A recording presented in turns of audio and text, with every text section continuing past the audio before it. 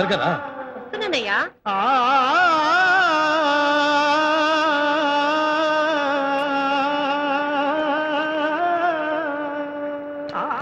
రమ్మంటుంటే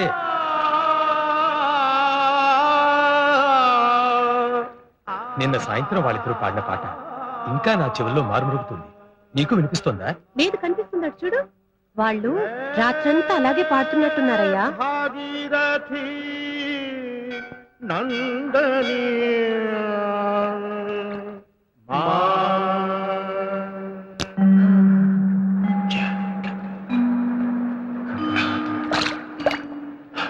नमस्कार. నమస్కారం. आप कल शाम से अभी तक यही गा रहे हैं? రంగా ఏమయ్యా? నేను వెళ్ళి పూజారిని వాళ్ళు మన కలిసి తెలుగు వాళ్ళే. నువ్వు ఈలోగా సామాన్లు విసర్ది. అలాగే అన్నయ్య. అయితే మీరు తెలుగు వారన్నమాట. తెలుగే అవునండి. మాట్లాడారు కదయ్యా. ఛ, ఎవరు? విజయనగరం. వారు మా అన్నగారు శ్రీరంగం శ్రీనివాసాచార్యులు. నా పేరు రంగా. నా పేరు సుబ్బలక్ష్మి అండి. మీరిక్కడ మా తండ్రి గారు పోతే అస్థికులు నిమజ్జనం చేయడానికి వచ్చాం. అలాగా. మాది హైదరాబాద్ అండి. నేను మా ఆవిడ తీర్థయాత్రలు చేస్తూ ఇక్కడికి వచ్చాం. ఉమ్. అవును, మీరు తెలుగు వారు అయ్యండి హిందుస్థానీ సంగీతాన్ని ఇంత అద్భుతంగా ఎలా పాడగలుగుతున్నారు? మేము విజయనగరంలో కర్ణాటక సంగీతం నేర్చుకున్నాం. ఆ, శాస్త్రీయ సంగీతంలో డిగ్రీలు కూడా తీసుకున్నాం. ఆ, మా అన్నగారు ఇవ్వండి. హిందుస్థానీ సంగీతం మీద ఉన్న మక్కువతో ఉస్తాద్ అలీ ఖాన్ దగ్గర 2 ఏళ్ల పాటు హిందుస్థానీ సంగీతం నేర్చుకున్నారు. ఓహో. చూస్తుంటే మీరు సంగీతాభిమానంలో ఉన్నారే. మా ఆయన మామూలు అభిమాని కాదండి, వీరాభిమాని. ఎక్కడైనా సంగీతం అంటే చెవులు కోసుకుంటారు. ఈయన ముక్కునోరు కూడా కోసుకుంటారండి. దాని మాటకేం గాని నాకు సంగీతం అన్నా సంగీత కళాకారులన్నా చాలా గౌరవం. అవునండి. ఏదో మీ బోటి వాళ్ళు తప్ప ఈ రోజుల్లో శాస్త్రీయ సంగీతాన్ని ఆదరించి అభిమానించే వాళ్ళు ఎంతమంది ఉంటారు చెప్పండి. ఇప్పుడంతా పాప్ అని ర్యాప్ అని.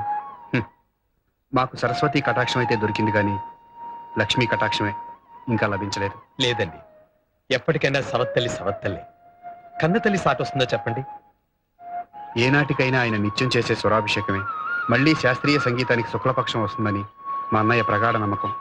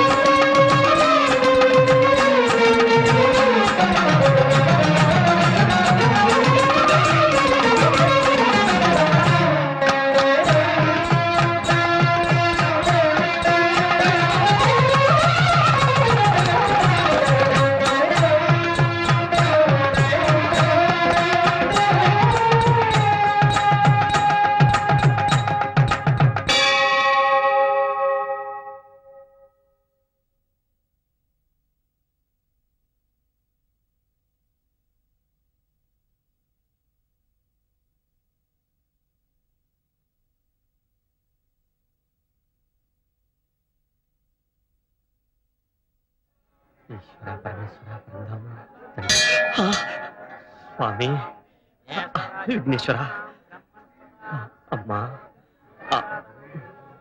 99 బాబాయ్ ఇదిగో చెప్పా.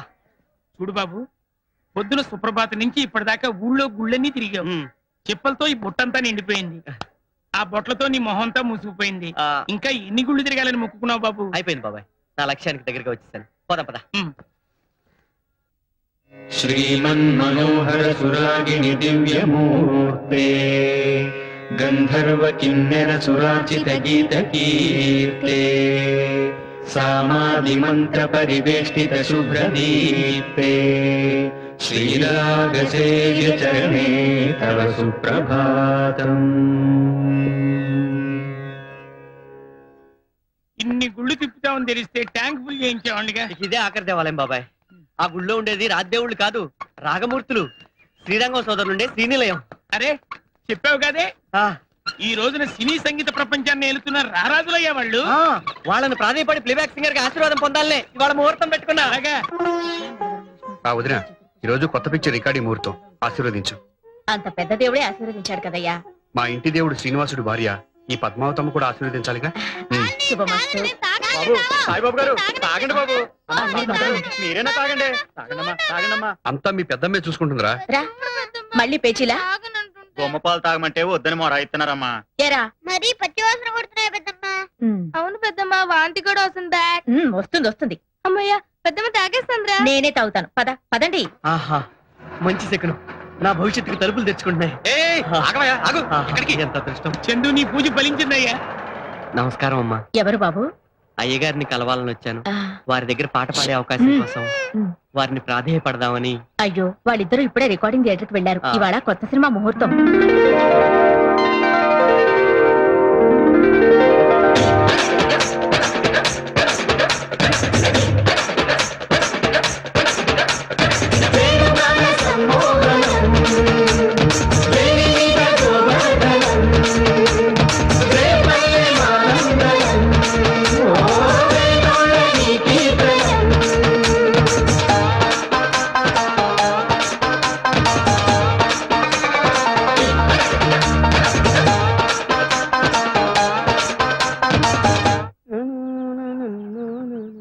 ఇదిగో పొద్దు నుంచి కూర్చున్నావు. ఈ ప్రసాదం దక్షిణ తీసుకెళ్ళు.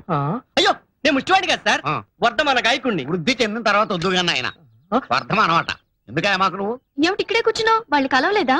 అసలు వాళ్ళ దర్శనమే గాంధీ. నువ్వేంటి ఆఫీస్ డుమ్మా కొట్టేసావా? లేదు, నీ నోటి వెంట శుభవార్త విని అది మోసుకుంటూ వెళ్లి మీ అమ్మగారిని కలిసి డ్యూయట్ పాడదామని సెలవు పెట్టి. ఏంటి జుయెట్ అంటున్నావు? నువ్వు కూడా వర్ధమానగా ఆయనవా? లేదండి వృద్ధగాయని. ఇక్కడ ఉణుకు పాటలకు తావులేరు. ముందు ఈ జాగా ఖాళీ చేయండి. అసలు మీరు ఎవరు సార్? నేనా? ఈ చిత్రానికి నిర్మాతనే, కథకుని, దర్శకుని నేనే. సార్ ఆ, ఒక్క అవకాశం ఇప్పించండి సార్. అక్కర్లేదు. మాకు ముంబై నుంచి విదేశీ కంఠాలు చాలా ఉన్నాయి. స్వదేశీ కంఠాలు అక్కర్లేదు, దయచేయండి. మీరు స్వదేశీ విదేశీ అండి? పరదేశీ. స్వదేశీ అండి పరదేశీలకు బానిసయ్యారు. మా ఆంధ్రుల కర్మ సార్. నమస్కారం. నిర్బలం యశోధైర్యం నిర్భయత్వం అరోగత అజాడ్యం వాక్పటుత్వం చ హనుమస్మర. వాకిట్లో ముగ్గు పెట్టకుండా ఎక్కడ చచ్చినట్టు? లక్ష్మి లక్ష్మి మాకు హారతీయ సిద్ధమైతిరా. ఇస్తా ఇస్తా. ఏమది? పొద్దుటే ఈ కృష్ణుని వేషం ఏమిటి? ఈ భాష ఏమిటి? పరిత్రాణాయ. వాకిటి ముందు ముగ్గు పెట్టకుండా పరిత్రాణయ సాధులు.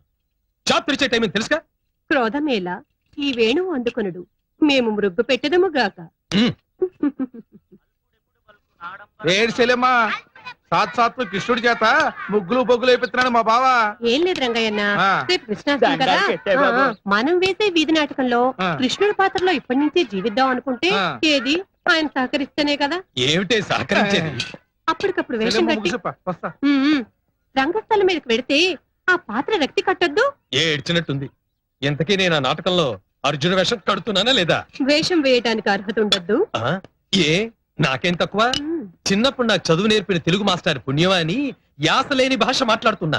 పైగా సంగీతంలోను నాట్యంలోను ప్రవేశం కూడా ఉన్నది. మేమా అర్జునుడి వేషం వేయటంలో తప్పేమున్నది? అన్నీ ఉన్నా నీకు ఒకటే తక్కువ. ఆ ఏమా తక్కువ? ఓర్పయ్యా, మొన్న నువ్వు మా రిహార్సల్స్ చూడటానికి వచ్చి ఆ కర్ణుడు పద్యం పాడుతుంటే శృతి తప్పాడని వాడి మతి తప్పేలా కొడతావా? కొడతానా కొయ్యకు ఉరేస్తానా? రేపు అపశృతిలో పాడితే ఈ కృష్ణుడు కూడా అదే గతి. వెళ్ళ చాయ్ పట్రా. తాను ఏం చేత? పెద్దయిన మీకు హోమియోపతి మందించినప్పుడు కాఫీ టీలు తాగొద్దన్నారా? అందుకు మీకు మేమిప్పుడు బ్రజ్జిగ తెచ్చదము, త్రాగుడు. తప్పకుండా బాబు గుద్దేస్తా. సార్ సార్ నా బిందె. నీ బిందెనయ్యా? అది నా బిందె. నీ బిందె అన్నాను కదా. డబ్బులు ఇవ్వకుండా పట్టుకుపోతున్నా సార్. నీ బిందె నాకెందుకు ఇచ్చావు? నీకు ఉందా? నా చెప్పులు సార్ నా ప్యాకెట్ నా గరిటెలు సార్. నీ గరిట్లా? అయ్యో, ఇలా ఇరికిపోయింది. మెల్లగా దేవేమో చేయి, గరిట అయిపోతుంది. పొద్దునే బలివాడు తీసుకో, ఏమిటి సార్? రిపేర్ చేసి పెట్టండి. రికాల్ ఒక్కటే దురద. అదృష్టం ఉంటారులేండి. ఏదో మీ నోట్ చదవాలండి. రిపేర్ అయ్యాక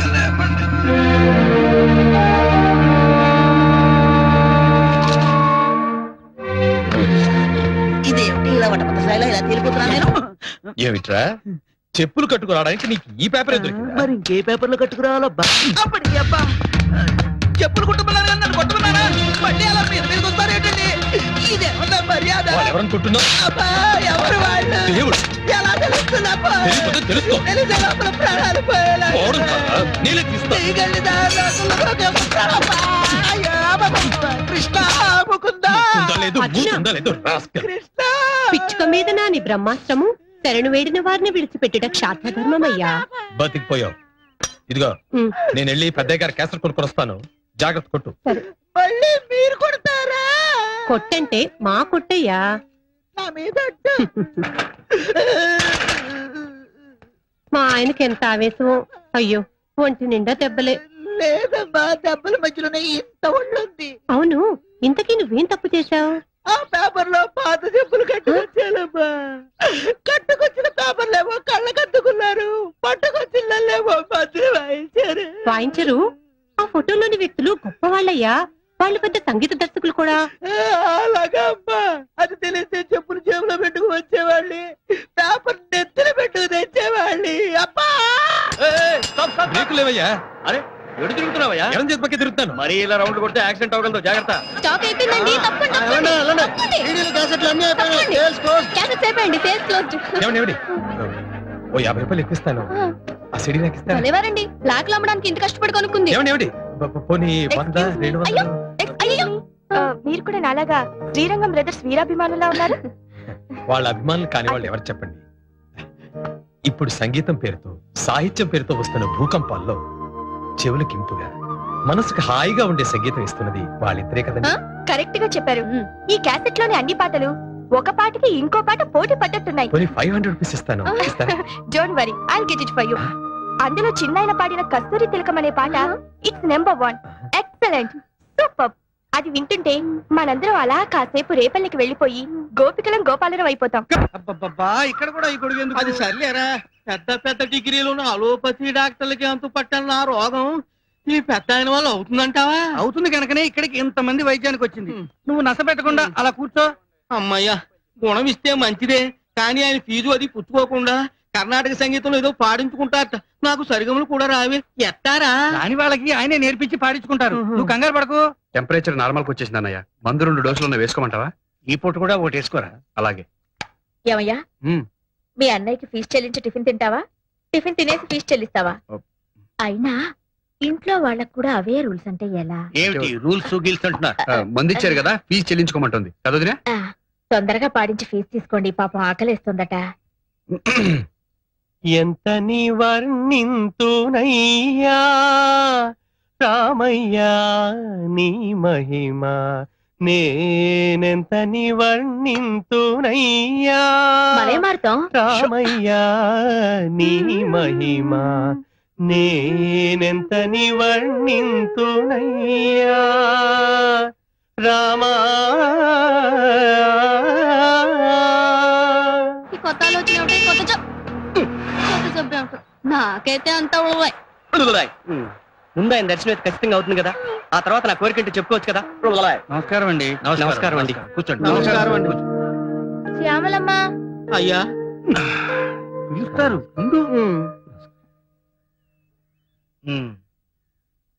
ఎలా ఉంది ఇప్పుడు?